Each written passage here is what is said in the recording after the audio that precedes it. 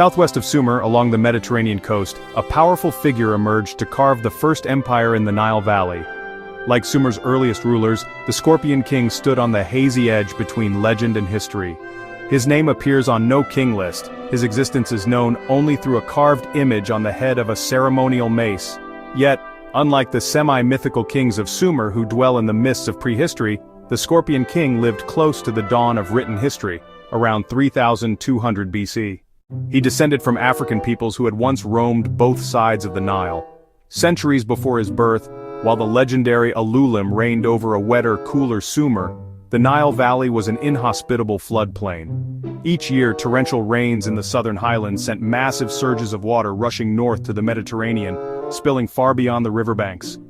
The deluge was so extreme that few hunter-gatherers dared to stay, instead settling in the milder lands of the Red Sea coasts and the grass-covered Sahara.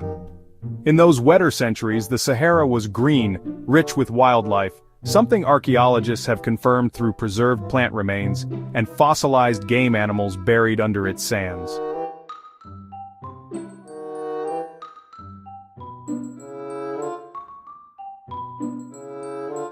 Then came the Great Climate Shift.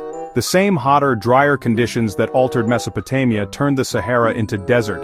Its people migrated east, drawn to the Nile where the floods had become gentler. They learned to tame the river, digging reservoirs to store floodwaters and canals to irrigate crops in the dry season. Settling along the banks, they planted grain in the rich black silt and hunted wild cattle, ibex, crocodiles, hippos, fish, and waterfowl. Others crossed from the Red Sea coast to join them. These were the first permanent inhabitants of the Nile Valley, the earliest Egyptians. The Nile Valley offered nearly everything they needed: game, fish, stone, copper, gold, flax, and papyrus. Only wood was lacking. They traded west for ivory, east for seashells, and north for semi-precious stones. But the river was their lifeline.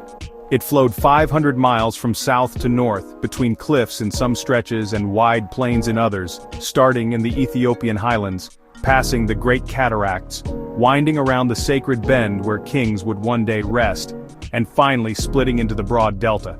The river's northward course convinced the Egyptians that every other river ran the wrong way.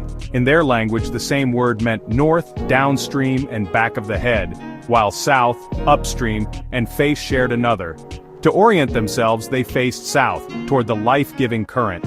From the earliest settlements, they buried their dead at the desert's edge, heads to the south, faces west toward the Sahara, the land of the dead. Egypt itself had two names: Kemet, the black land for the fertile soil of the floodplain, and Deshret, the red land for the surrounding desert.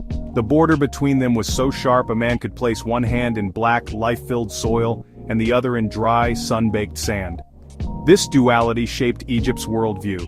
By 3200 BC, southern cities such as Nubt and Hierakonpolis were thriving. These belonged to Upper Egypt, also called the White Kingdom, whose ruler wore the tall, conical white crown. In the north, cities like Heliopolis and Buto formed Lower Egypt, or the Red Kingdom, where kings wore the flat-topped red crown adorned with a cobra goddess.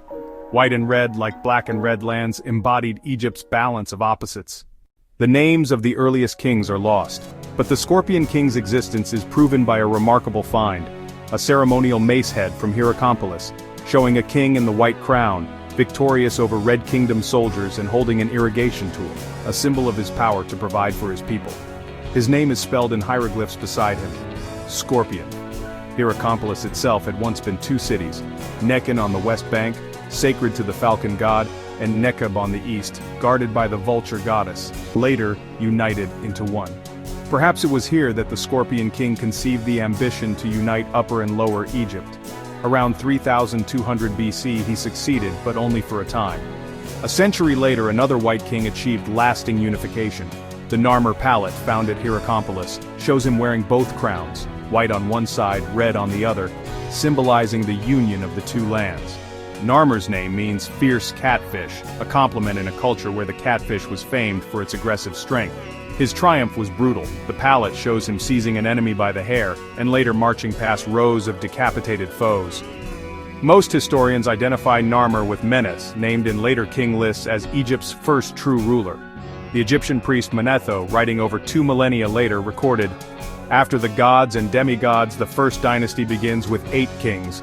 Menes was the first. He crossed the frontier and won great glory. With Narmer's victory came Egypt's first enduring empire. He founded a new capital, Memphis, white walls, strategically placed between Upper and Lower Egypt, from which he ruled for 64 years. One scene on a ceremonial mace head may even depict him marrying a Red Kingdom princess, sealing the union in bloodline as well as conquest.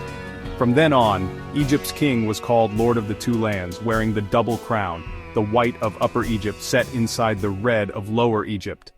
The vulture and cobra, sky and earth, watched over the United Kingdom.